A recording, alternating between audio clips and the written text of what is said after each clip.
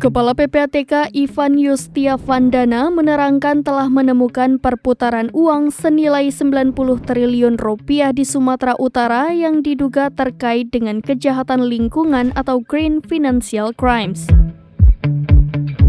Ivan menuturkan perputaran uang bernilai fantastis tersebut diduga terkait dengan satu kasus dugaan kejahatan lingkungan saja.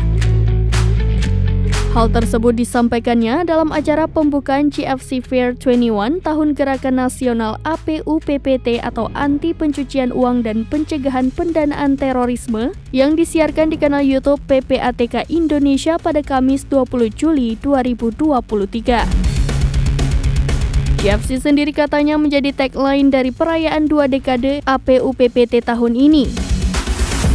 Ia mengatakan GFC diantaranya meliputi penambangan ilegal, pembalakan liar, illegal fishing, dan lain-lain.